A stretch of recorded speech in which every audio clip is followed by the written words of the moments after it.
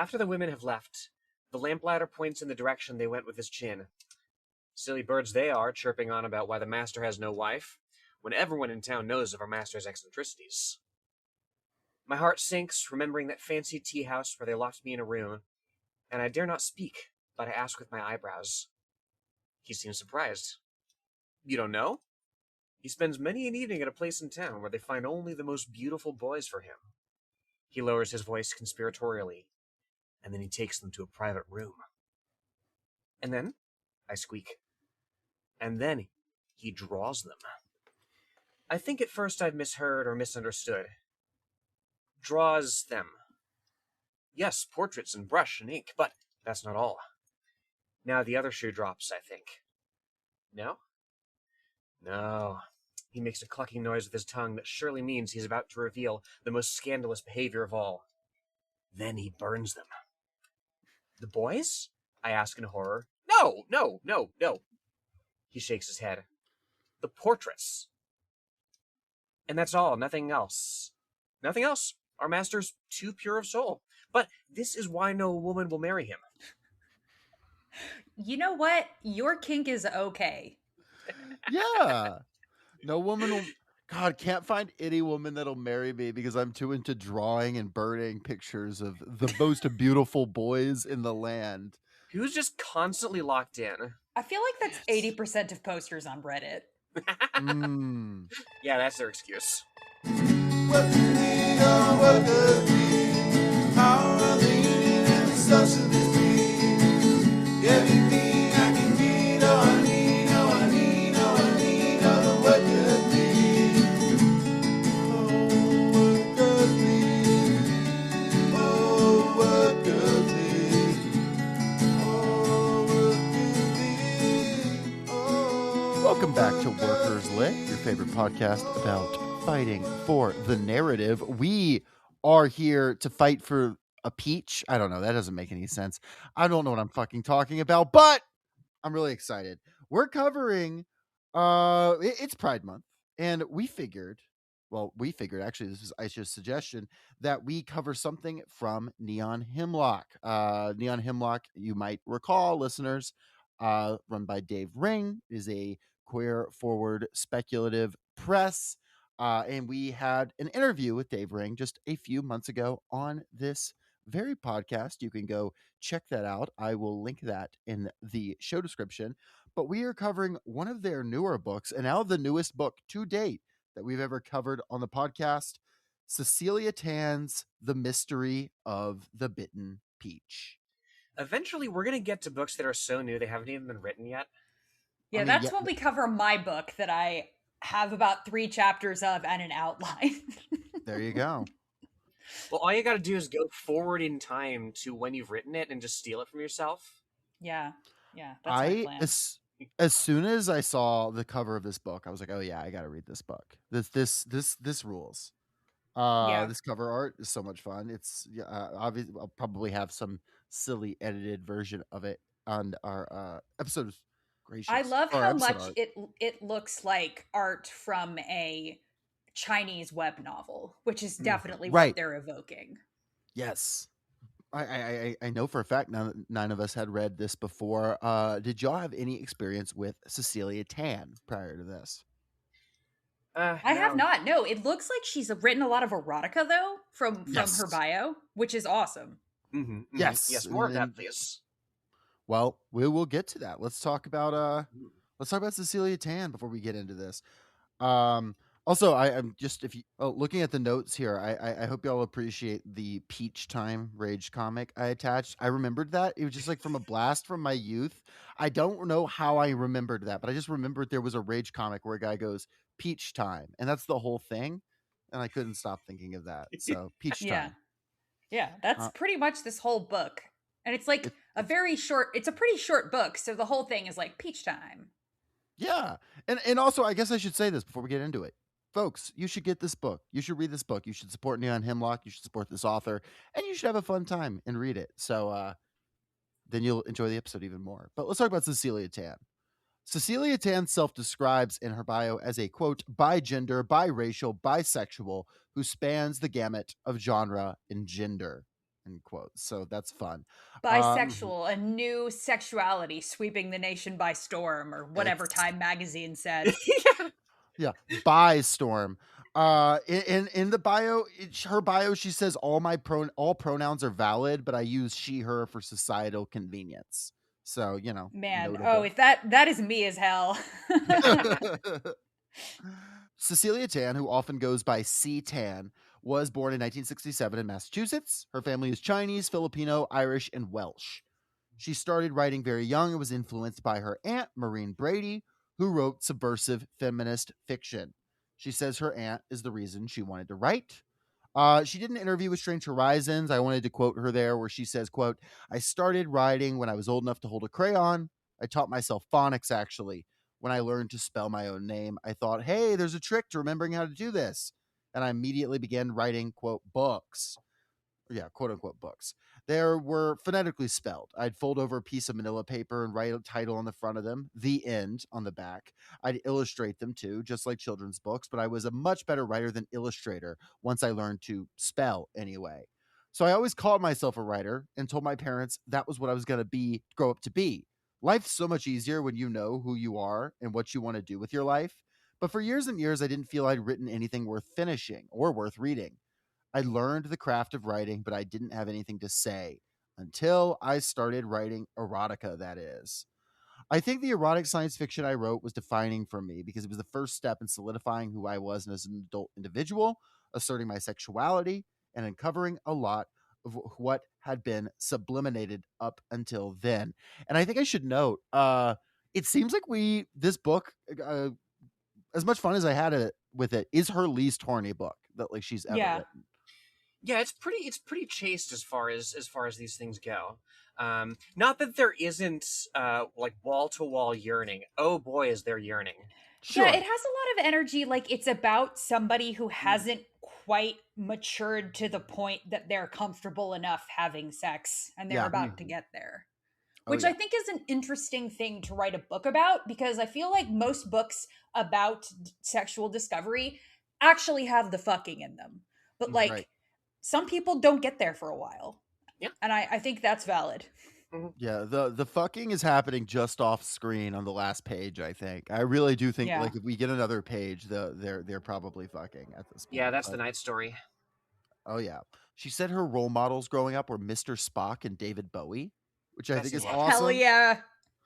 She said David Bowie mostly because of the quote like gender and sexuality going on, she said, and Mr. Spock because she thought he was awesome. I was going to say two queer icons. Yeah, exactly.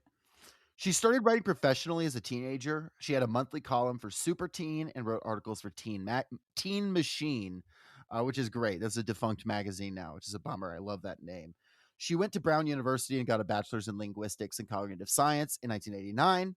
And she started working in publishing at Beacon Press, which was influential on her, but not as influential as the internet was. In particular, in 1990, she discovered message boards, particularly the message board alt.sex.bondage on Usenet, where she began to self-publish erotica. Let's go. Oh my god, let's go. Oh, So good. she's older than I thought she was. Oh yeah. She began to organize formal BDSM and leather play parties for conventions like GalaxyCon and other fan and sci-fi spaces. She decided around this time that she would publish under her legal name, which was not common in the erotica field. Quote, as an activist for women's sexuality and daring to assert our sexual identities, I've never used a pen name. I use my real name. I wonder if Quote. Man, we got to get her on the show. Yeah. Yeah, we probably could. She's on Blue Sky. I should DM her. Around this time, she founded the Fetish Flair Flea Market, which I don't think I need to explain what that is. She served on the board of the New England Leather Alliance and was given Woman of the Year award from the National Leather Association International God. in 2001. And the Lifetime Achievement Award from the National Leather Association International in 2004. I didn't know there were these sorts of awards, but cool to learn. She was also awarded the Pantheon of Leather President's Award in 2009. Pantheon of Leather, also an organization I didn't know existed. She retired from formal involvement with the BDSM community activism in 2013, citing health, but continues to speak, teach workshops and classes, and appear at BDSM, leather, and fetish events as a writer and an educator. Her Man, I first gotta up my pervert cred. right. That's what I'm saying. Like I was like, damn, like on Usenet too. Like she was in the trenches. She was finding that Yeah, shit where she Yeah, could. you do a lot of conventions already, Aisha. You should poke your nose into this. There I we go. know. Her first traditionally published story was a true story in was called A True Story. I don't think it was a true story. In the collection Herotica 4, Herotica, I don't know. She went to Masters in Creative Writing then at Emerson, where she founded Circlet Press, a sci-fi fantasy imprint focused on alternative sexuality, in particular women's expressions of sexuality. Oh, I've heard of them. I can't Yep, they're believe still I've around. never heard. I can't believe I've never heard of this person.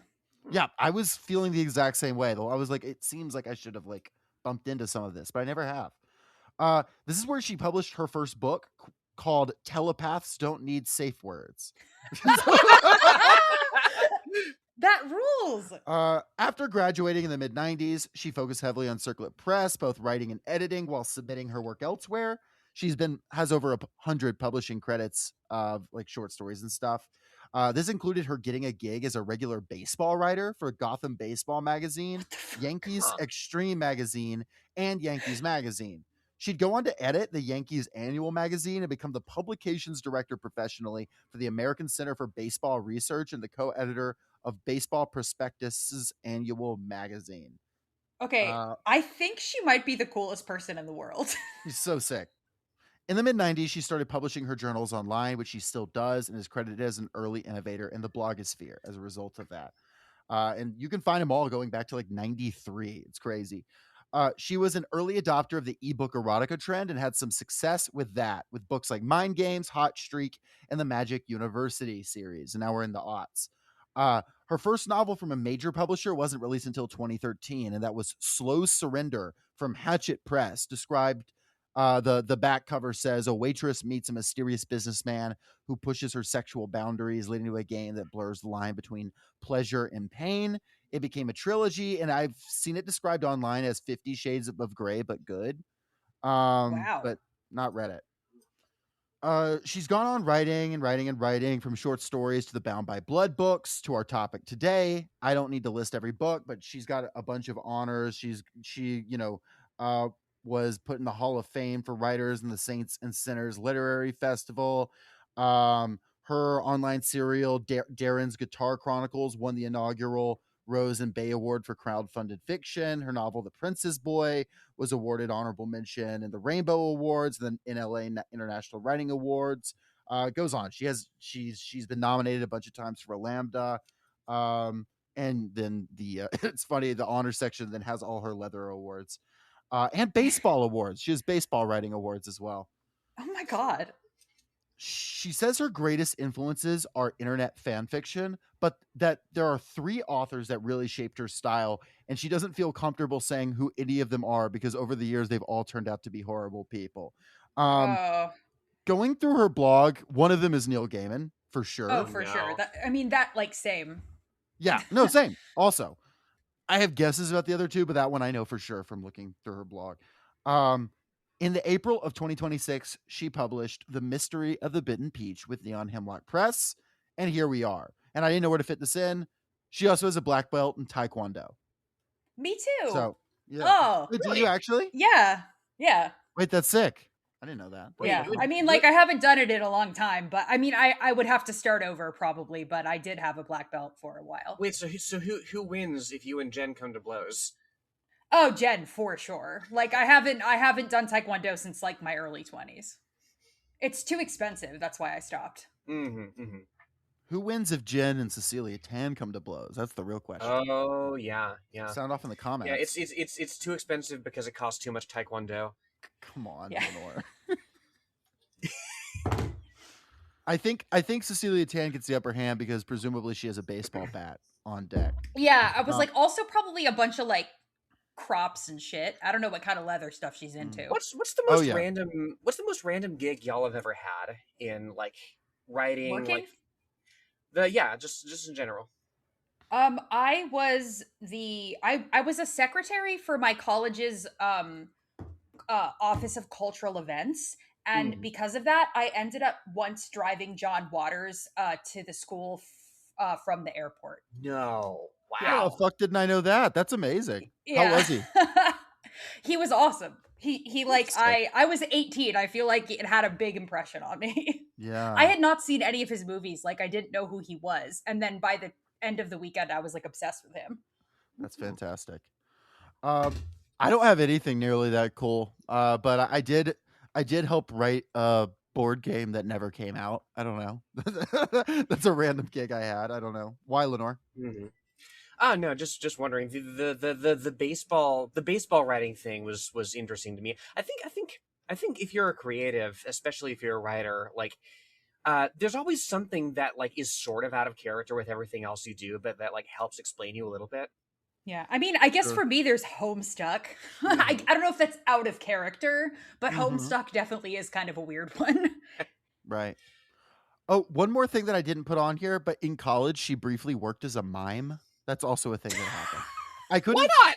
I couldn't I couldn't find any details on the story, but she has in multiple interviews said, "Oh yeah, I was a mime briefly in college." So I I don't know can't the story believe there. we read a novella by the Dos Equis most interesting man in the world person. Right. Just the coolest person that ever existed. Cecilia, come on the pod. You're on Yeah, Blue Cecilia, Sky. come on the pod. Yes, I'll hit please. you. We have a mutual friend with Dave, so there we go. Mhm. Um, well, that's the setup. Um, and it's interesting, like I just was saying, like the fucking definitely feels like it's off page, which is Mhm. regular for her books, but a lot of her cool interests coming to bear here, specifically her own her own racial identity as a as an American biracial person who has Chinese Filipino heritage, um, and Definitely also felt, definitely felt. I felt. yeah. We'll talk about it, but I felt all of that. I mean, I'm not East Asian, but I felt a lot of that. Yeah. And then a lot of just stuff about her like arts background and connections with like academia and fascination with Chinese folklore. Aisha, I'm given to understand that you are a recovering gay Chinese folklore addict. Well, I don't know if I'd say that I was a folklore addict, but I did read a bunch of Danmei, which is the like gay Chinese web novels a couple Mm, years ago, and I was very into some like wuxia and shansha like TV shows, like gay kung fu shows in China, like The cool. Untamed, stuff like that. Makes sense. Well, I mean, I think this is in that same vibe. And like, yeah, the cover is, like we said earlier, very influenced, I think, by that like style of like online like web novel and things like that. Mhm. Um, I have not got a lot of experience in that world. I did find out that apparently there's like a fan made translation of the Melusine books in China, though, that's available Oh, that's online. awesome. Yeah, I've done some localization work for some lesbian, I can't remember the word for lesbian Chinese novels, web novels, but yeah, Mm. I'll send you one, Lenore. Hell yeah, I would love that. Mm.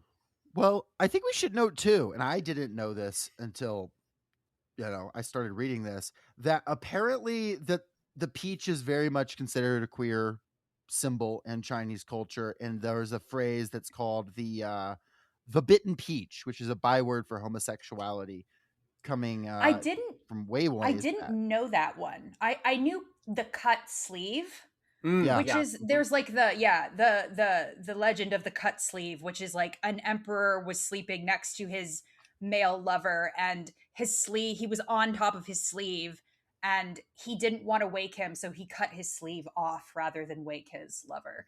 um so I think cut sleeve might be a slur though. So Hmm. apologies for that if I just did an ancient slur.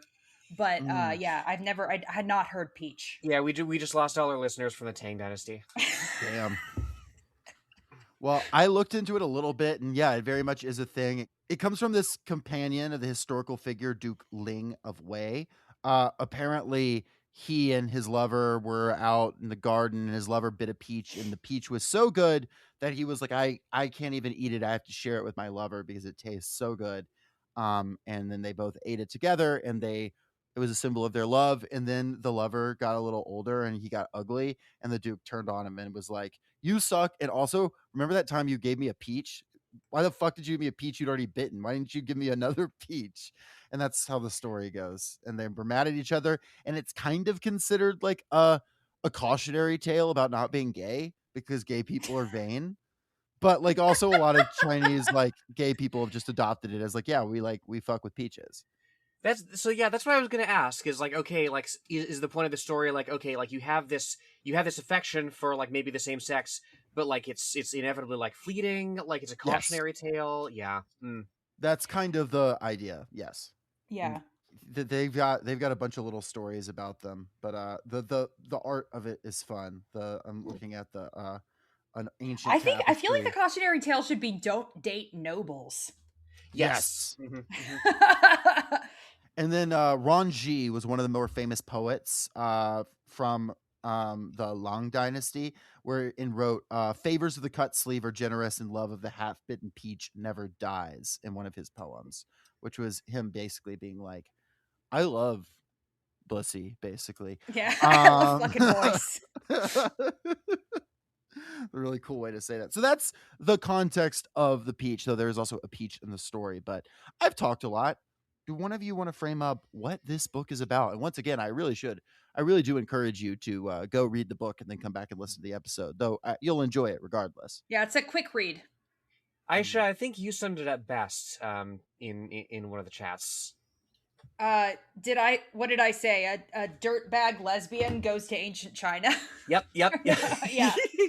Yeah, it's about our narrator, whose name is May, although we're told that that's a name she's given herself.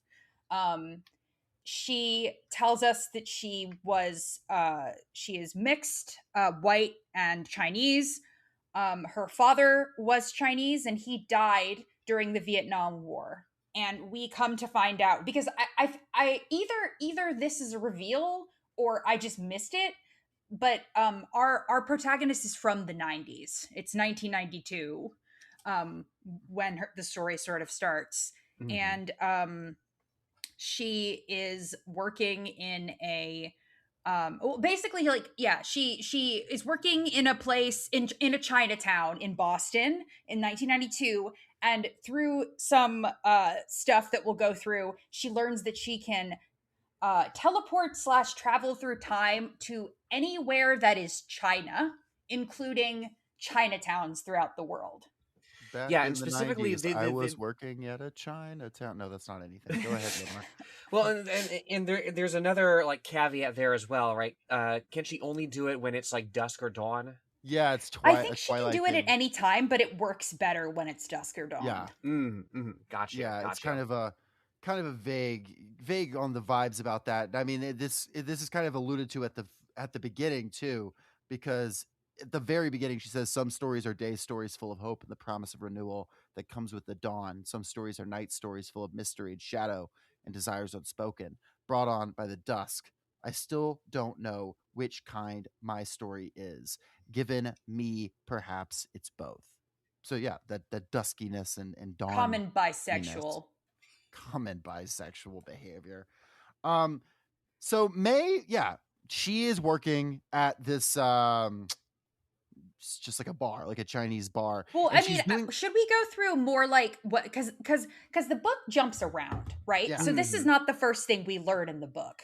That's true. Like the first thing we see in the book is literally her in ancient. She's in like a young woman in ancient China running through the governor's mansion with some jade earrings she has stolen, and she goes through a gate, and suddenly she's in a back alley in New York City in 2025, I assume, from the stuff they talk about. And she goes to this guy who is an antiques dealer. I think Quan is his name. Mm-hmm. And so, yeah, this is her thing. She's like she's a time thief. She goes to ancient China and steals artifacts and brings them back to sell to an antiques dealer in New York City, which is really sick.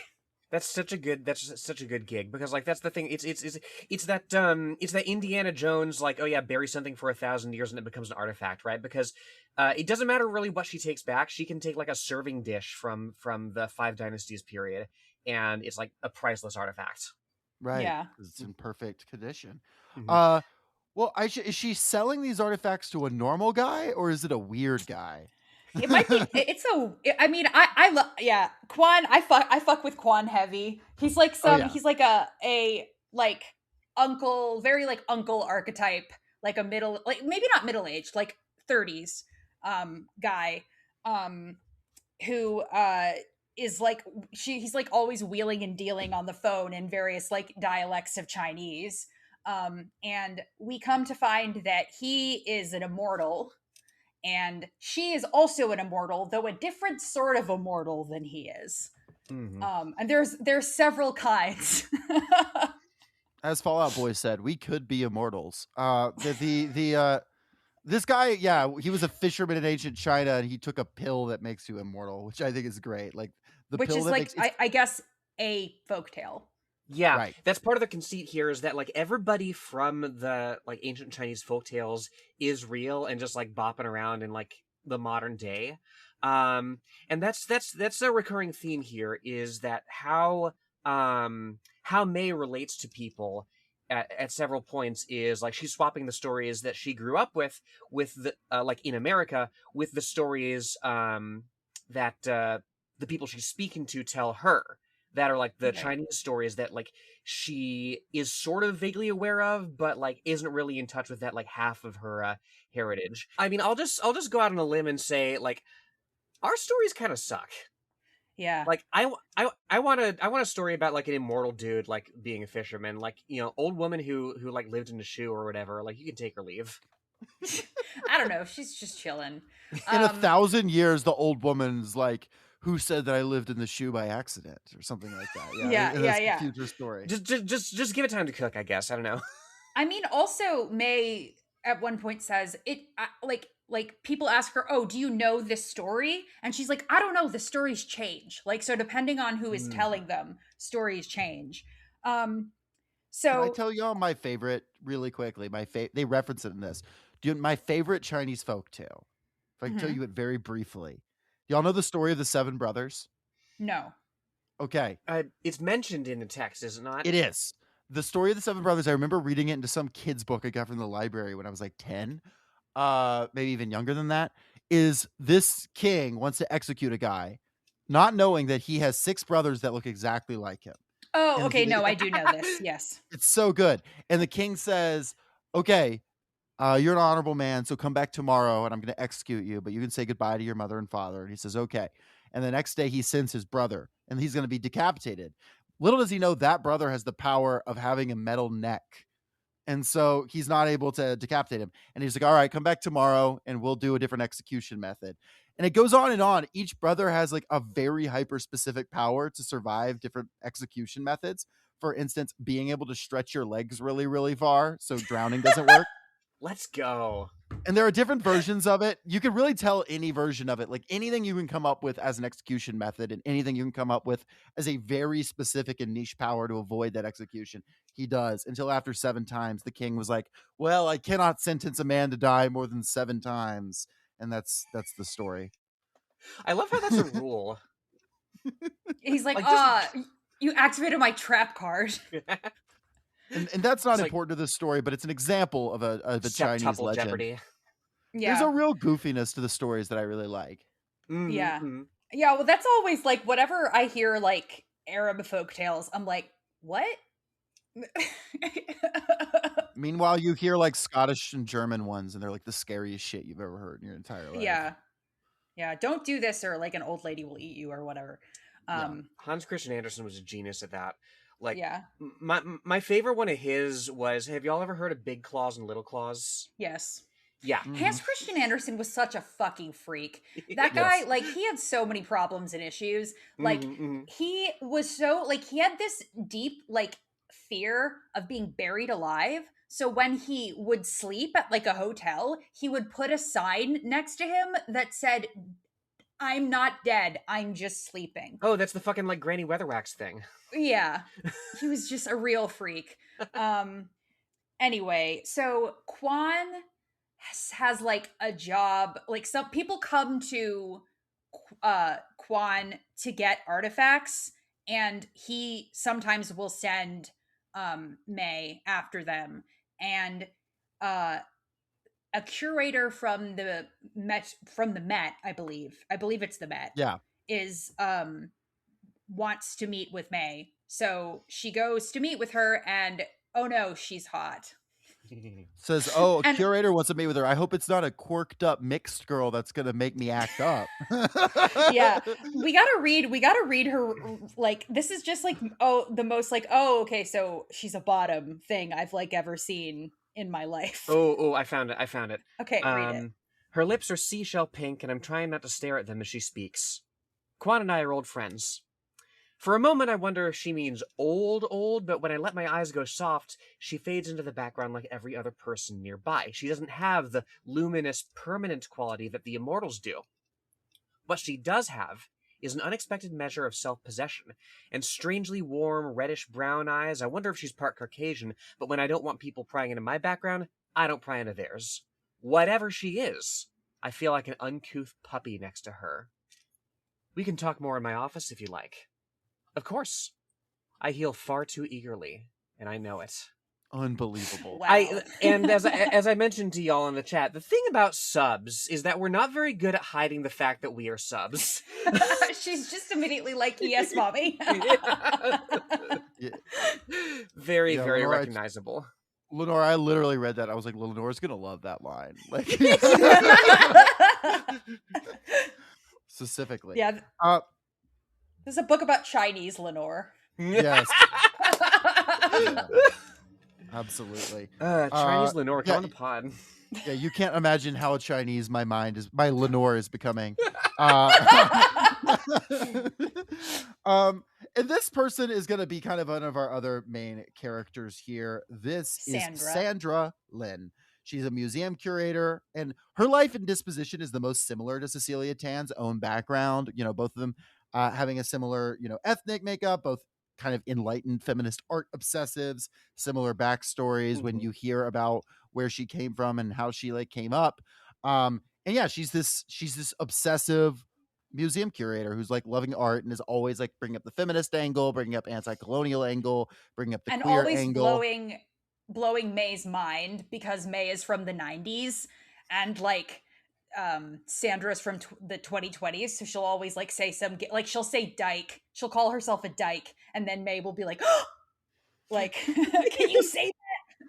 Well, I was just gonna say, if we didn't say it, May is hanging out in the 2020s because of her time travel power, despite being, to her it was like 1992 yesterday, and now it's like 2024 or whatever, or 2026 or whatever. May wouldn't last a weekend on itch.io.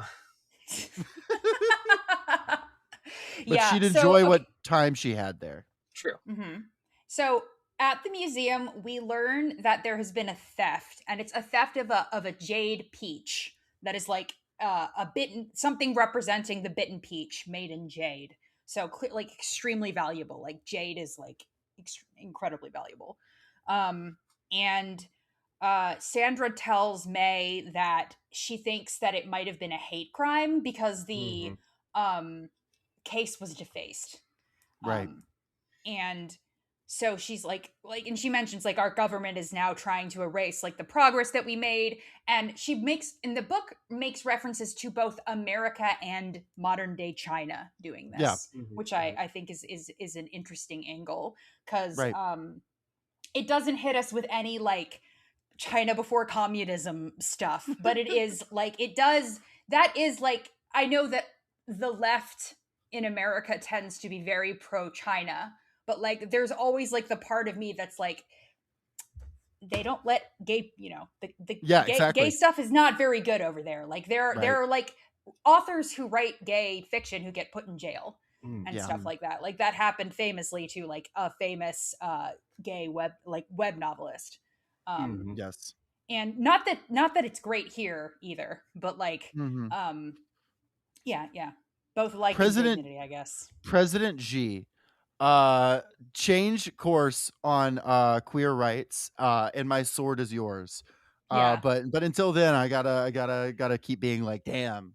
But I mean, yeah, we're not being Westerners looking down our nose here. It's just an objective thing that's happening over there, right? And we're in and rooting for the grassroots organizers and everybody in China to make change there. But that's what she's talking about with that. Yeah, I would argue we're on the cusp of it happening here. Yeah. like we have to fight to make sure it doesn't. And it Absolutely. did for decades. Like when people get holy, like when people in America get like the whole like, oh well, if you were gay in Gaza, they'd throw you off a roof. I'm like, they like, one, there are people who would do that here. Two, like it was illegal to be gay here until like the 70s. Mhm. Like, so don't get on your high horse. Absolutely. I think that's a good way of mentioning that. But regardless, we got to find this jade peach. It's a priceless jade peach, and the legend says a man made it for his lover, and it has a blessing on it that if you give it to somebody that you really truly love, and they truly love you in return, fucking fairy tale style, it will turn into a normal peach, and you eat it, and you have the immortality sauce. You're You'd be like, immortal damn, my sauce. jade peach. Well, and I find This it is so, and I find it so interesting as well that like you have the plaque there, explaining the legend and whatnot, and Sandra's like, yeah, like I left the case boarded up to kind of like draw people's attention to it, and now like it's getting more attention probably than when the peach was sitting there, which I find intensely interesting. Right?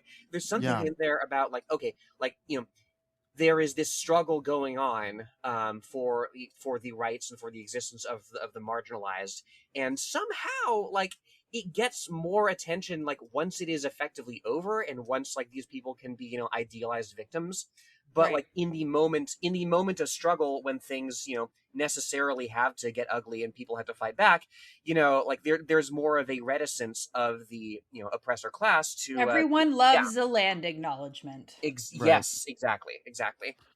Yeah. So May is like, okay, I'm a useless lesbian. I will do anything you want. I will get you your peach, my lady. I love how like she gets dressed up as like a young scholar, because she is like, I am too butch to ever pull off ancient Chinese femininity, which like, girl, me too. Like, I think we're all too butch for that. Oh yeah. So Yeah, she dresses as like a young master, or not a young master. She dresses as like a farmer who is trying to like posing as a young son of a farmer or probably like a son of a landholder who is like coming to the capital in order to take the imperial exam. This is a story about a lesbian who crosses great distances. Never happened before. Yeah. I was reminded of one of the best tweets of all time from years ago from at Puppy Trender, which is lesbian outside the bar lighting a cigarette. When I graduated high school, you were 13. Isn't that weird? Me, so drunk I can't stand up straight. Can you put that out on me? that's connection between May and Sandra this entire time. I've never had a cigarette deliberately put out on me, but like there have been a couple of accidents. And I was about so May goes back to ancient China to do her stealth mission. For her cross-dressing stealth mission, which is the best kind. Yes, the only. Yeah, we got all the hits here. We got cross-dressing, we got time travel. It's a Final Fantasy VII reference. Except the other way. Yeah, reverse Final Fantasy VII. The two genders are the mystery of the Bitten Peach in Final Fantasy. Well, many such cases. Yeah, goes back to ancient China 500 years ago to find the sculptor Cheng Kuzhong. And he is the guy that we quoted at the top, or Lenore quoted at the top. Is this artist, this like tortured artist guy who's like, I'm going after the platonic ideal of beauty. I just want to draw pretty boys and be in my workshop and be like, life and beauty and lights and poetry. And she's able to charm him pretty quickly. I love that she hits him with like, she just makes up bullshit poetry, because like that is like, there's, and I love it because so much like Chinese literature is just like people saying poems to each other, to the point that it like barely translates.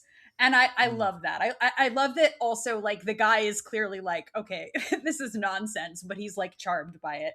Because there's a vulnerability to it, right? There's an Yeah. openness. Like there's it's I don't know. It's a medium of exchange for, like, you know, the desire that you have, that you're willing to just like turn off your filter. When he meets her, he's like, what, a simple farmer? And she's like, there's nothing simple about farming. A single tea leaf seems the simplest thing in the world, yet the mountains on which it grows, the amount of sun from fog receives its life, and the time of year when it is plucked all add to the complexity of its flavor. This is how, within a single sip, a man may commune with the whole of nature. And Master Chang goes, "You appear to have a poet's soul." Which is even This is how this is how he picks boys up. Also, like, before this, like, on her first attempt to meet him, she went to a what is suggested to probably be a brothel, and asks for him because she gets told he likes to drink there. So she goes, and she asks for him, and they're like, "Oh, are you here to see him?" And she's like, "Yeah." And he's like, okay, boy, don't be scared." And she's like, "What?" And then this guy locks her in a room, and we're like, okay, so this guy fucks boys. And then it turns out, no, he paints them. Yeah, Yes. yeah, and part of the reason that, like, he just paints them and like locks in, and like there's nothing nefarious about it necessarily, is because, like, well, I don't know, like, directly because, like, but he's got a one-itis as it happens. There's Mhm. one particular guy that he's doing this for, and it's the sort of one-itis that, like, you got it so bad for somebody, you're like, well, like, I could shoot my shot, or I could make sure, like, they're happy with, like, somebody else and just, like, pine forever. Yeah, what if I Mm. like, it's like, I could tell them that I like them, but check this out. What if I just long forever and never do that? Mm. Like, wow, that is also very lesbian. Yeah. Mm-hmm, What if mm-hmm. I do art about it? Uh, Yeah. yeah. And I got a note that, I already said his name is Chang Kuozhong, but it refers to him as Chang most of the time. And unfortunately, Community kept coming back to my head. Folks have seen the show Community. I briefly had a moment where I was imagining him as Ben Chang from Community, and I was like, I can't. I have to drive this from my mind. I've never That's seen Community. Lenore. Ben Chang is a Chinese Spanish teacher in the show Community, and he has no credentials to be so, and he is just a psychotic, horrible man. Is basically his whole deal. He is awesome. He briefly lives in the vents of the school when they try to fire him. He's a cool guy. So I was like, I cannot imagine Ben Chang right now. But Actually, another I think that makes it. I think imagining Ben Chang makes it better. another tweet that, like, just that I have to reference here is somebody saying, everybody thinks they're Ramona Flowers when they're like crashing out and having like a mental health crisis. Bitch, you Ben Chang. So that's another thing. So yeah, she's like, okay, well, the peach isn't made yet, so I actually have to be part of the making of the jade peach that I'm gonna steal immediately. Right, Here's she's where I his come to assistant. here's where I come to a question that I don't know if y'all have the answer to.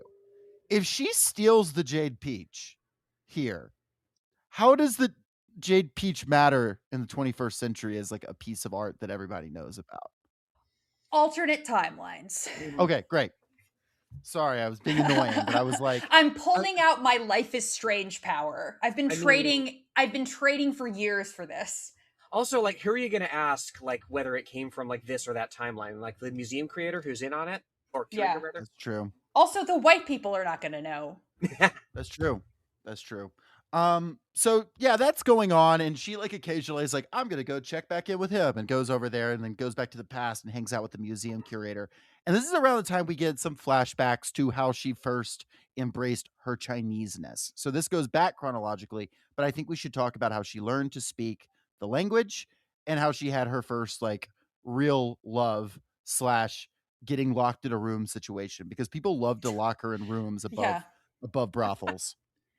Yeah, I mean, like, it is very like the sort of constant like threat that kind of underlies a lot of this book, which is like being a young brown girl anywhere can be dangerous. Mm-hmm, Yeah. mm-hmm. And so yeah, we learned that before she knew about her power, she really wanted to like understand her heritage, and that was a clash she was constantly having with her mom, her white mom, who, you know, her Mhm. Chinese dad died young. She didn't really have a relationship with him, and she's And we always also trying to like, find out he wasn't her birth dad. She was yes, adopted from the mainland. yeah, and her mom didn't tell her that till she was 16. And was like, "Oh, it was never the right time." And her mom is like, we don't get the sense that her mom is like, you know, being actively racist in the sense of calling her slurs or anything like that. The mom doesn't think of her actions as racist, but her mom is racist in the way that she is raising her, not wanting her to be interested in heritage, being mad if she has like a shirt with a dragon on it. She said the one way we celebrated my heritage was she took me to like this shitty Chinese buffet sometimes. Yeah. And I this think part felt very, she says we don't want you to look like one of those trashy dragon ladies or something like that, which I was like, wow. But then I realized it's the 90s and I was like, okay, yeah, that makes sense. yeah. Mm-hmm. We're right on the heels of like A Christmas Story coming out, if you remember that. Yeah. I think it's the theme that we've discussed before of people being like, I'm not racist, I just want you to act white. You know, Yeah. like, and the Mhm. Yep. person genuinely not thinking they're racist Mhm. because they're And like, no, I would be cool with ethnic minorities that acted like me. Right. mhm. Right. Yeah, and the And thing there's of it that is like disconnect. yeah, and there's something this is where it sort of like intersects with like queerness as well, like in particular like the trans experience, right? You know, because what is man enough? What is woman enough? Like what reads like legible one way or another to cisgender society? Like you're not you're not guaranteed a pass, like no matter how like well you like fit in. Right. And so we see that she initially like she leaves home and she goes to Boston and she gets a job in a bar as a hostess. Seems like the meaning of hostess, which is like you instead of just bringing people to your table, you like entertain the guests kind of Mhm. like the sort of the A bottle um service type of thing, kind of, right, yeah. right, yes. That kind of bar They hostess. said they said be like, wow, you can drink so much. That kind of Yeah. thing. Yeah. Which, you know what, that is a valuable service that people provide, so more power to bottle service girls. Oh, yeah. I'm sure it's not easy. And so she goes up to a room above the bar and finds like the most beautiful woman that she's ever seen in her life, dressed like in like classic like Chinese clothes, I Yeah, think. And headpiece, all of it. yeah, Mhm. and it's just like, and her name is Jin Jin and she barely speaks any English, and so they have to sort of like teach each other's language. Mhm. Mhm. Yeah, and that's where she learns, she starts learning Chinese and like more about like that's where she starts picking up like stories and whatnot. And again, something very trans about like because she has a crush on Jin Jin, it transpires as well. Um and yeah, something very trans about that, right? It's not uncommon to have a crush on the person who cracks your egg. Hmm. Ask me how I know. Because it's like, oh, here's somebody who saw in me something nobody else had, not even me. And now I can't imagine being any other way. Like there is Yeah. something like indelible and some not uncommonly messy about that, like sorting through those feelings. Yeah, there is like a confidence and a sort of like May is almost like a non-entity in modern day, and it's only when she like inhabits the persona of a young man that she sort of like blooms into sort of confidence. And then she's Right. like that with Sandra towards the end, but I think that there is definitely some trans stuff going on there. Mm-hmm, Well, mm-hmm, and also she's kind of, I mean, this is also with Jin Jin how she's kind of comes into understanding that she has this power in the first place. And we Mhm. don't get some kind of superhero, like, here's why you have your power, whatever. We just learn, oh, well, she's the dragon's daughter, which is something that reincarnates. It's an immortal of a different type that's Right. just able to go through time and space. And in this process, she loses her. Right. Well, she discovers that Jin Jin is probably like a sex trafficking victim. Like that's what she Yes. thinks. Like she's this young beautiful woman who doesn't speak the language being kept in a room and having sex with men who are brought to her. So mm-hmm, clearly a sex trafficking victim. So she's like, I'm going to save her, and she's like, I will get you back. And she realizes that she's from ancient China. And she's like, "Oh, somebody stole you from ancient China. they can probably do what I do. I will bring you home. And she tries and fucks it up and loses her.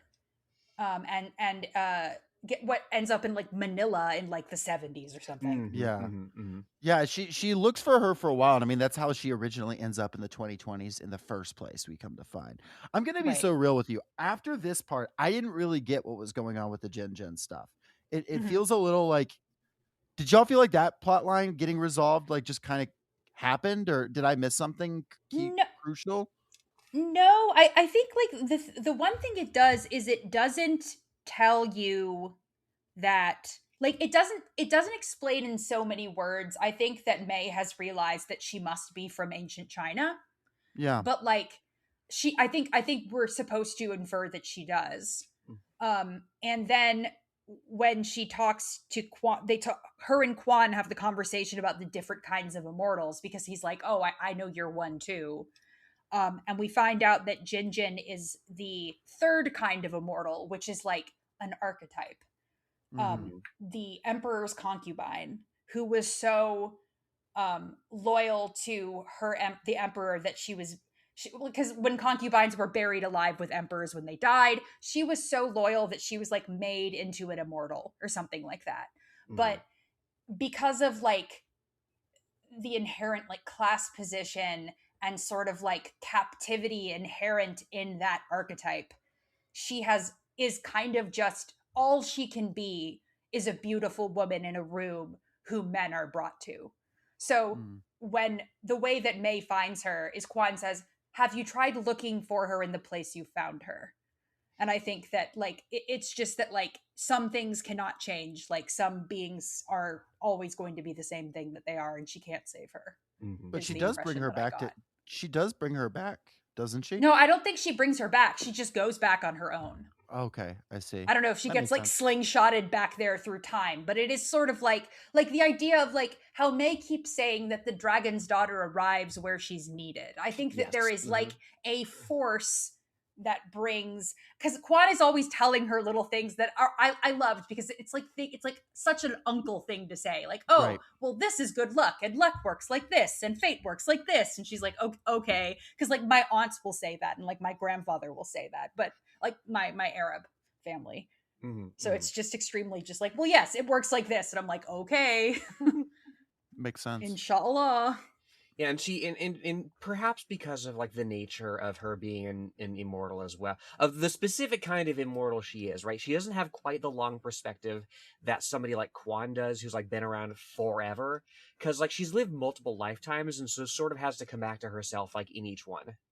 Right. Yeah. So she doesn't remember any of her previous lives. Mm-hmm. But I wonder if we're supposed to infer she is kind of like inhabiting them when she goes back. Like was she that young man in ancient China that she's Sure. pretending to be with the artist? That could very well be. That could very well be, and that sort of ripples into like who she is now. Right. If you know, if we're sticking with like the trans mask reading, which I think is entirely plausible. Right, and that could also explain the discrepancy with time that you mentioned, Jacob. Like maybe she really did help him make the peach a long time ago, and that's why it's important. And Makes then she sense. always took it, maybe. The Makes peach, sense. incidentally, like we touched on like how hideously expensive jade is. It's because it uses like increasingly fine like crushed jewels to polish it. Yeah, that was incredible. I didn't know anything about how jade was made. That was Me really neither. cool. Yeah. Yeah, that I thought that was sick. And you know, we get to see some of that process. It's a lot of fun. We get to hear Chang be like, when one's longing is quenched by the flood of desire flowing from the object of that longing, then it is sweeter than the ripest fruit. But be cautious, boy, when you play with fire. Do not allow your own bile at being unrequited to quench your thirst. It's like, all right, man. All right, Appreciate you. homos. Yeah, go Just a bunch of draw, gay boy. people saying stupid shit to each other. I love it. And you know a gay person doing some stupid shit is fucking Quan. Yeah. That's right, because Right. he stole the peach, motherfucker. Right. He stole it for a boy, which I love, or a man, I guess. I was gonna say, like, Quan, we're told, is alone because he can't because anyone he falls in love with will die, like the vampire problem. Right. Not But they're- instantly, but like eventually. Right. But he's like, wait, this peach, if I give it to my true love, they become immortal. And she's like, don't tell me you did that. Well, just return it. And he's like, he ate the peach already. That's how you be Yeah. immortal, yeah. So the one thread that I thought was kind of like that little thing that I was like, this was kind of dropped for me, is we never met Charlie, and I kept thinking Yeah. that Charlie was going to be the magician, like, or Right. something like that. Like we were going to find out that he was like, because he kept getting dropped as being important. Or I thought that Quan was going to be the magician, or there was going to be like some connection to them, those guys in the past. I guess that they're just like a motif. They're just like a metaphorical connection to these, like old man Yowie or whatever. Yeah, But just Charlie turns out to just be some guy he met on Grindr, I guess. Yeah. And he was like, Yeah, this is I know. awesome. Pretty much, yeah. Yeah. And the sort of defense that Quan has is like it seems like an impulsive thing to get involved with somebody and to make them immortal. But he's like, look, like when you're as old as I am, you recognize stuff and you just like go for it. Like it'll wrap back around to being reasonable once you have my perspective. yeah, he's just he like horny. U-Hauls hardcore. I love him like playing the card of like, I'm ancient beyond belief. I know things. And it's like, bitch, you just wanted like, you're just lonely. It's fine. You know, Yeah. I don't think the peach would have turned into a peach if it was a bad, connection. Yeah, So, me when I'm dickmatized, I'm an immortal. I'm always like that. Immortal, I mean. And so we've got more stuff with Sandra. She goes on a couple dates with her. Every single time Sandra's like just starts lore dropping about like there used to be gay bars here before gentrification, or like this was called She's the such a meatpacking kind of district. guy. Oh yeah, she's fantastic. At one point, May is very scared to kiss her, like even like touch her and kiss her, know if she wants it. At one point, Sandra kisses on her cheek and leaves like a lipstick stain, and she like doesn't wash it off for a long time. True She story. doesn't want to. Gay. And they there's multiple times where it's like, oh, you can come home with me, and she's like, I'm the most scared I've ever been. I'm gonna run away. And it's kind of a cute. It's a kind of a cute build up, and I like that Sandra likes May so much. I think Sandra just was like, she's hot. I like her. She clearly cares about art. We have fun together. We go to the museum and laugh at like artists' descriptions of paintings that they have to write, saying, "Oh, the like use of the color green is feminist" or whatever.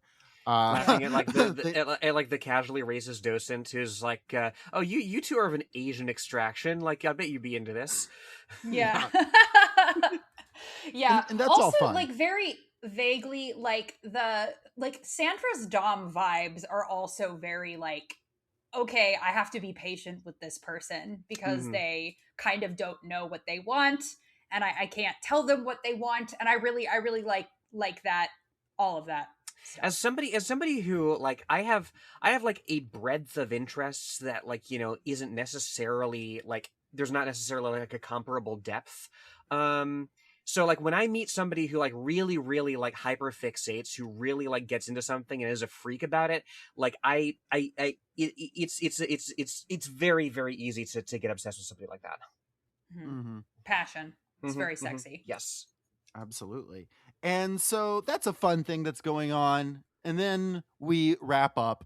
Before we wrap up the plot, we got to close out May's relationship with her mother. May, on one of her jaunts, ends up seeing her mother and father young in Hawaii before she was born, a little drunk, in love with each other. And the mom drops an earring, a jade earring, notably. Not the jade earrings from the beginning, but still a jade earring. And she picks it up.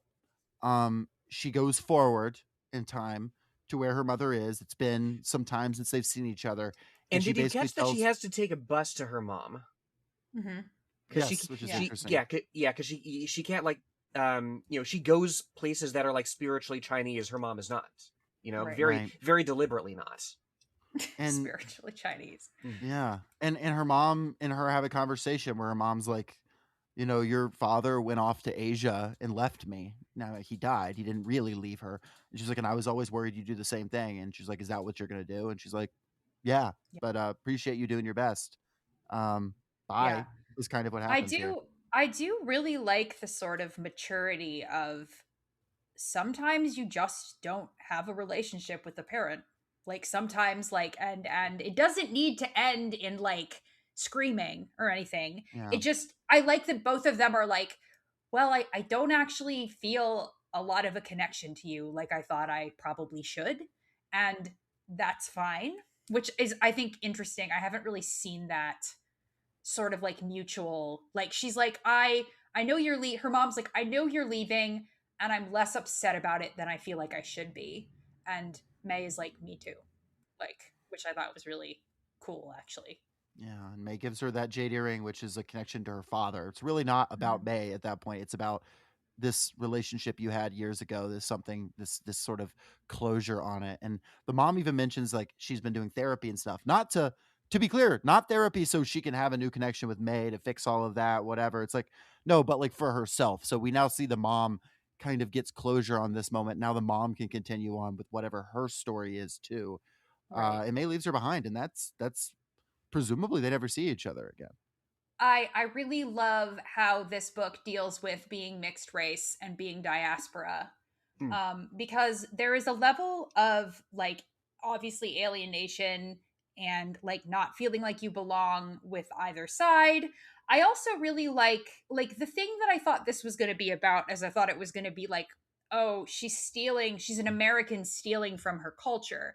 But then I read it and I was like, no, the way that this is framed is in a very way more like hopeful way, which is sort of like when you're diaspora and you're you find the bits of your culture that you need or that fit in your life, and you bring them back to you to help you, because there are, when you are from more traditional, when your family's more from more traditional societies, there's like this sort of balance that you have, like this tension in you where you want a connection to your family and to your ethnicity and your culture, but there's also aspects of it that you are very alienated from or even disgusted by sometimes. And and there's so few things that sort of like engage with that theme, and the big one for me is pathologic games engage with that theme in a much more bleak way. But like this being like you can find bits of your culture and like hold on to them and bring them to you and have them enrich your life rather than feel like an obligation. I really like that. Anyway, that's Aisha's mixed corner. Aisha's mixed corner. Come back next week for our episode on logic. No. Okay. So they're like, hey, friend. They go to talk to Sandra and they're like, so Quan stole the peach. Now he's being investigated by the FBI. I'm a time traveler. Yes. People are in. She takes it really well. He's like, would you be happy if you learned everything you wrote about was true in your thesis paper? And she says, define happy and everything. Yeah, she takes it real well. And then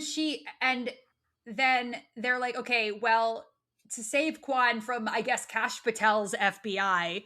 Yes. Who hasn't found him yet, you know? Yeah, they'll never really, if it find was, him. Yeah, it's honestly crazy that Quan is still a free man right now. Kash Patel's FBI investigates a man that presumably has no identification, no social security number, anything. And they're like, we'll have to look around more. We can't find anything on the guy. And that would make sense this year. He seems to not exist. Yeah. We can't arrest somebody who doesn't exist. Kash Patel's an immortal too. I believe it. I really do. I hope he is. Yeah, that's why he looks like that. That's why he's the guy. That. He's the guy that was given the peach. He's Quan's new lover. Yeah. Right. He's Charlie.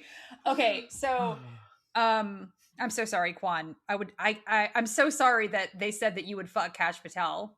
I'm so sorry those ugly bitches said that to you.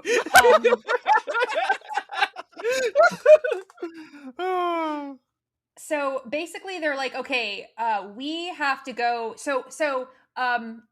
What's his face? The artist was making the peach for someone, and he needs to get it imbued with like a blessing first from a magician. Yeah, So classic. yeah, classic thing you have to do when you give your peach to your lover. You got to get that magic on it. So the magician like instantly clocks that she's an immortal when she rolls up, and she's like, "Okay, we can't. We need a distraction. So Sandra, you go, and we'll have you pretend to be some rich guy's wife, and you want like a blessing for him." And I love them like her dressing up and them like sitting cosplaying, and May gets to pretend quote unquote to be her servant for the day and Yeah, like her sit at her servant boy. feet. Yeah. He's Which like, I'm "Oh sure no, this is so she was terrible." fine with and didn't have Yeah. any strong feelings about. She was like, yeah, she's like, "Damn, I really was born in the wrong generation." We should keep these disguises around, just in case. Yeah, just I, in case we need these outfits. it reminds me a lot of one of my favorite jokes ever is from a YouTube series called Jake and Amir on College Humor back in the day, where he was like, "You would have died in any other culture, in any other time. This is the only time a guy like you could live." And he goes, "I would have killed it in ancient Egypt as a slave." And just his delivery of it is like burned into my brain. But it's like that. I would have killed it in ancient China as a slave. Yeah. Yeah. I would have killed it in ancient China as like a kept boy. Yeah. Well, yeah, I'm sure they're in the future they're going to play mistress and kept boy for sure. But they're not very. She might be good at being a kept boy. She's not very good at being doing like Hitman World of Assassination or whatever, because she gets in and immediately Wang Gui, who's the name of the magician, is like, "Yeah, like obviously this is a trick. I knew you were coming here. Like I saw you already, bitch." And yeah, and if I she's like, if I see an immortal and then like the most innocuous person in the world shows up at my door the next day, I'm gonna put two and two together. yeah. And he's like, "Psych, I'm the dragon god," which Quan had warned her might be a possibility. Yeah. So her father. Yes, sort Yeah, of. because she's the dragon's daughter. Right. Not and her he- father in the sense of the guy who died in Vietnam, but like Right. her heavenly father, I guess. Yeah. Not to get too And Christian with it. and the way that they exchange dialogue here is sort of like go through the steps of like, okay, are you this son? Are you that son? Like you've got elements of all of them, like honesty, like daring, kindness. It's sort of we're playing out a new fable, like with herself as the character, like of these Right. things that she's heard growing up. Either that or she's one of the sons. Have you ever heard of being two things? Sort of Right. like this whole book is like you can be two things. It's fine. Biracial, bigender, whatever. I Do was whatever you wondering if want. she was going to end up just being one of the sons, but we don't get all the way there. But maybe. She's like, I'm not like other boys. I'm a girl. Yeah. So we find out that what is his name? Wang Gui. Wang Gui.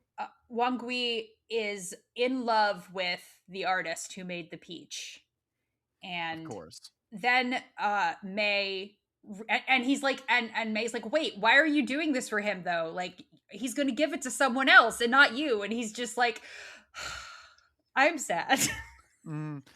He's just like her sad gay dad.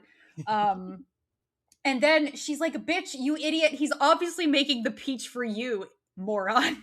Because like literally what does she say? Like she tries to do some poetry to him, like a curtain blows both ways or something like that, or like when a cloud hides the land from the sky is also hidden from the land or something. She hits him with some poetry to be like, well, he's obviously into you fucking moron. It's and then he's awesome like, okay, that being you a can just god. It's awesome Yeah. that being god doesn't make you like less of like a gay bitch. Like just yeah, stupid. that's so not true. I mean, understand. just So cool. look at any pantheon throughout history, and that's true. It is so easy to like get brainwormed and just like come up with all kinds of justifications for like why you shouldn't shoot your shot. Like, oh, I'm gonna live forever. Eventually, like centuries later, even if it takes, like he'll come around to liking me. She talks like, him into okay. giving her the peach. She says, "Where I come from, people are having arguments on the nature of love and what kind of love to allow. There is a museum of art and culture, and we believe this to be the greatest work of art about love that has ever been created. And you hope that art will tame the arguments? Quite the opposite. Art should inspire both critical thinking and move people's emotions. If it ends the arguments, it'll be because compassion and good sense won out. I hold up the peach. Am I being foolish? It is the privilege of the young to be foolish. I told you the peach would be troublesome. And then they go on and talk more. I like him saying it's the privilege of the young to be foolish, but he's being pretty foolish too. But I thought that Yeah. it's kind of a nice, like, you know, any kind of politics at the center of the book. It is like, hey, this connection to our past, this piece of queer history is important, that it continues to be seen and that it is returned and that it is centered. And it has both utility in like what Kwan did with it, what the connection now forming between these two men, this like artist guy and this god guy, and then her new connection with Sandra Len. Has this utility of like its actual power interacting with them, both as, you know, sort of a cultural valence, but also as like a literal magical artifact. But she also feels it's necessary to exist as a piece of art people see, not just like oh, that's cool, I'm gonna squash the arguments and be like we've always been gay, but to create new arguments and to create new thoughts and Mhm. create new critical engagements and like debates about like Mhm. sexuality and like history and the intersection of like culture and peoples. And I think Yeah. that's really fucking cool. As Joe Biden said, there's at least 3 genders. Mm. We're Just- always inventing new genders, just like Joe Biden said. Just like Joe Biden If you said. complain, we'll just invent 6 more. Yeah. I will say I've been playing Sekiro in preparation for a upcoming podcast appearance. Aisha and I have actually, and I was thinking of the dragon from Sekiro during this part because I can't help Yeah. it. Different dragon though. love That's the- the Japanese dragon. Yeah, the Japanese dragon is the little boy, right? No, Yeah, he's the son of the dragon. Yeah, he's yeah. like the child of The the spirit dragon. of the So that's what dragon. Yeah, that's kind of what I was thinking of. And then you Yeah. fight the big old Dracula. dragon. yeah. The character. There's got to be in every FromSoft game. There's got to be a character with no shoes on, and that's that one. That's true. Jacob, that's what Dracula means, the son of the dragon. Damn. Dracula. Kudo is Dracula. is actually Dracula. Yeah, everything makes Yeah. sense. Finally, it's the sequel.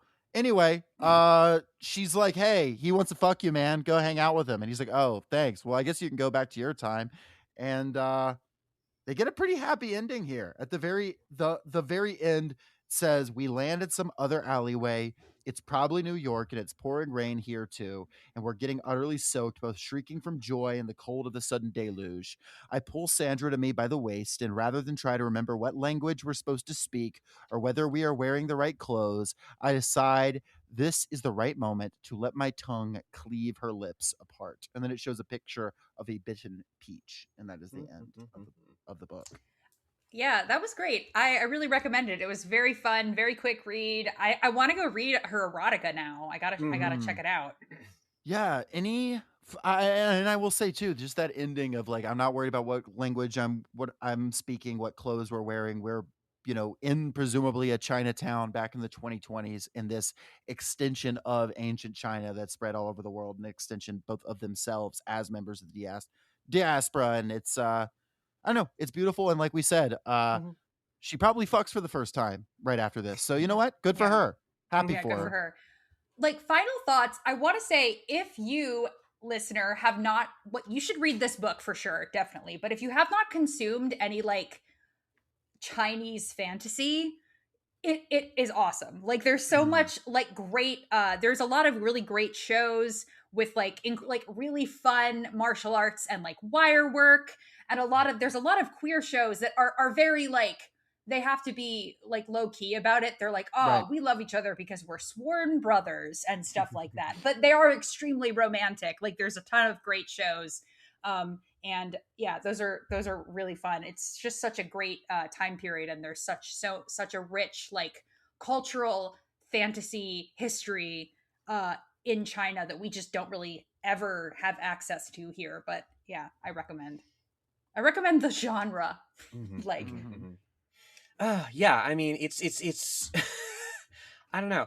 Like, I mean, the more things change, the more they stay the same, I guess, right?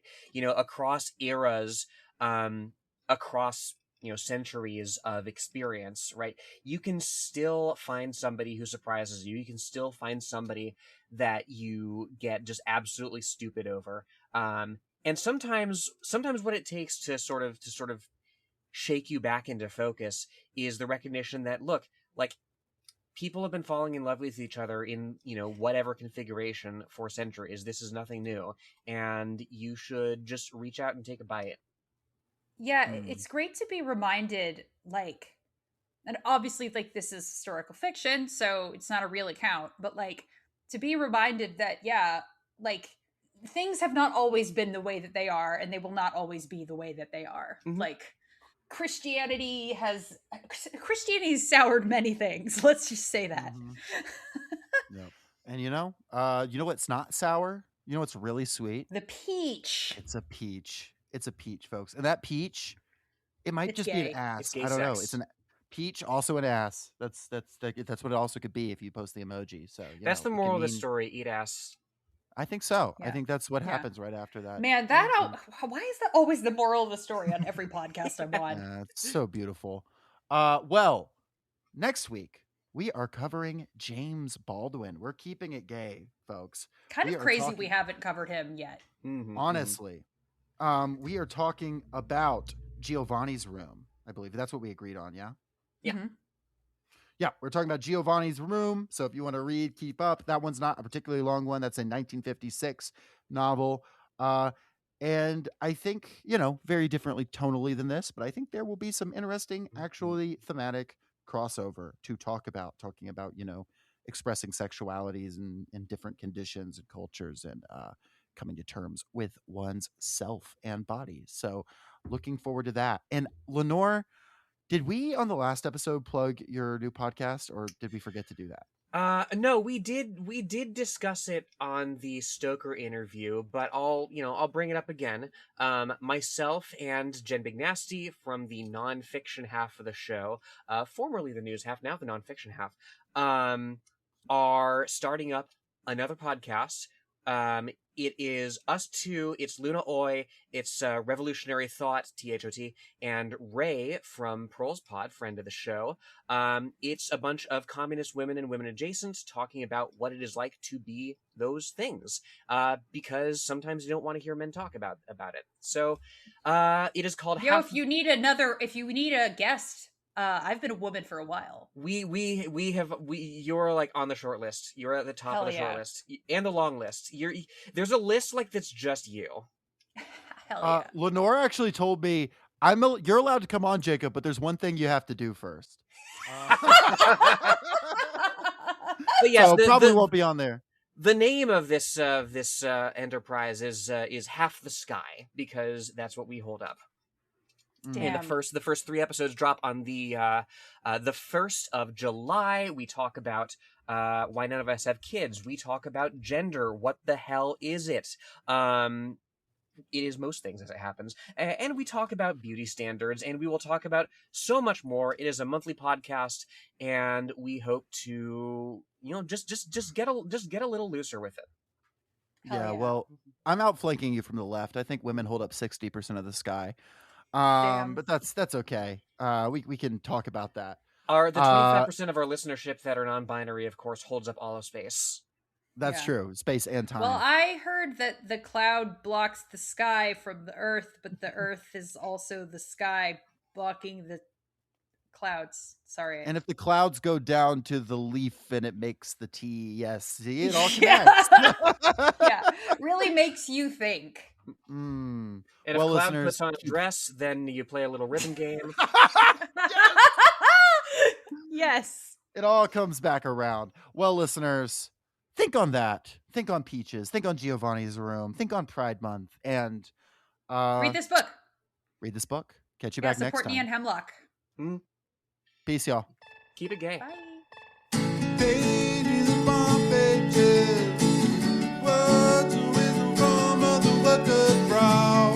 Got my nose to the spine, nose soaking up all the wisdom of their will allow. I really like the joke. It says every time when I watch The Witcher and Henry Cavill takes his shirt off, my wife has to pause it to go to the bathroom. And I don't know what she's doing in there, but it gives me time to jerk off to Henry Cavill. believe that. That's It's great. incredible. That's incredible. Power of the Union and the socialist